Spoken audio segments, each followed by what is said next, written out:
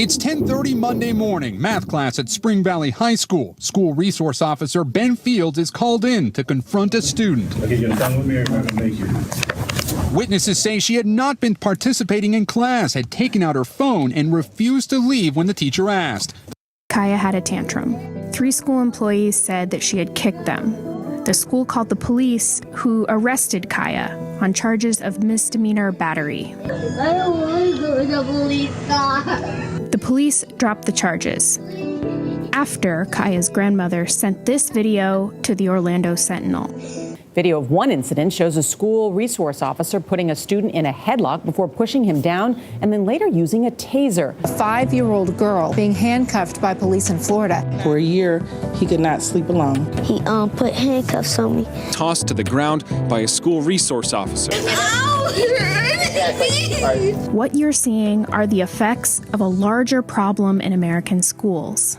African American boys continue to lag behind their classmates in almost every single measure of academic achievement. Instead of school being the place where we put Black males on a path to success, often we see the opposite. When I was told that there were schools for the educationally subnormal called ESN schools, my immediate reaction was, what?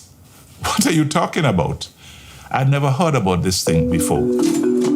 I noted the ESN schools had a higher percentage of Black kids than I considered normal given the demographics of the boroughs from which they came.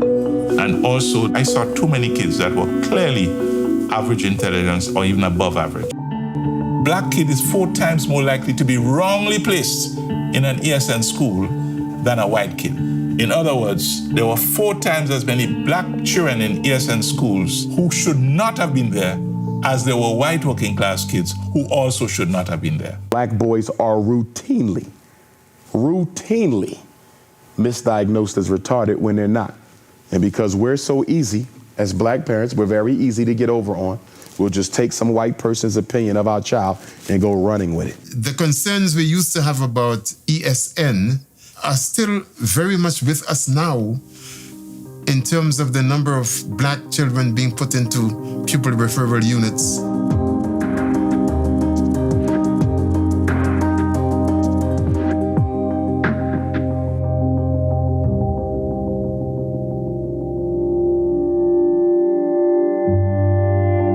Nobody could convince me that that continuous level of poor attainment or underachievement or whatever has got to do with the intellectual capabilities of those young people.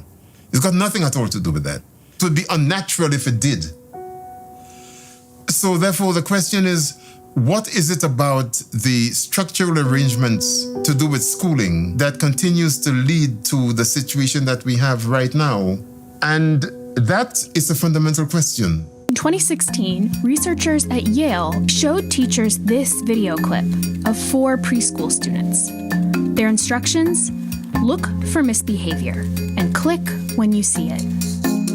The study was kind of deceptive.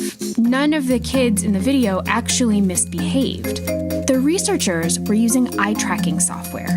What they actually wanted to study was who the teachers were watching.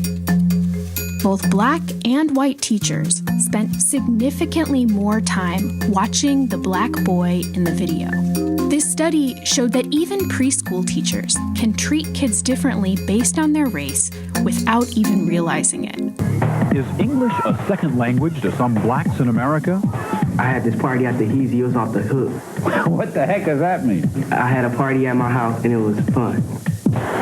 Should their teachers learn Black English, Ebonics, to better understand them? If you look around, you can explore the past and present, celebrate the contributions of Black Americans, and honor historical figures who paved the way. Black history is American history.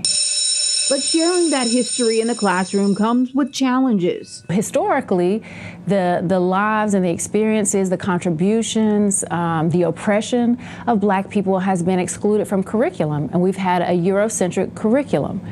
And so that erasure causes harm. The goal of education isn't, to tell you that, the world is sunshine and rainbows. The goal is enlightenment. The goal is some deeper understanding of humanity, and that's what you hopefully are trying to get across to students. You're teaching children to hate others because of their skin color. Critical race theory was once an obscure academic concept. Now, as students head back to school, it's a fixture in the fierce U.S. debate over how to teach children about the country's history and race relations. Conservatives have invoked the term to denounce curricula and policies they deem too liberal.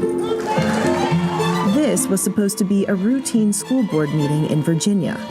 Instead, it was pandemonium, as hundreds of parents flooded the auditorium. Critical race theory is anti-white, and it's not American.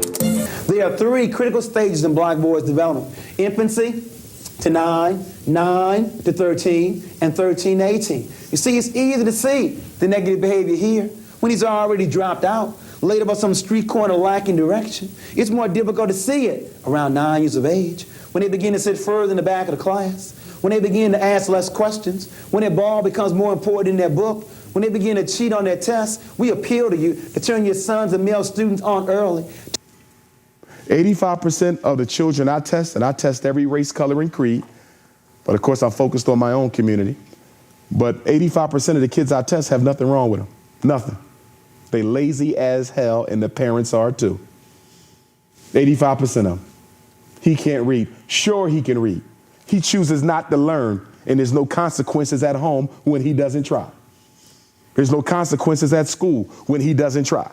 And the worst thing for a black child to have is a lazy teacher and a lazy parent. Worst thing they can have.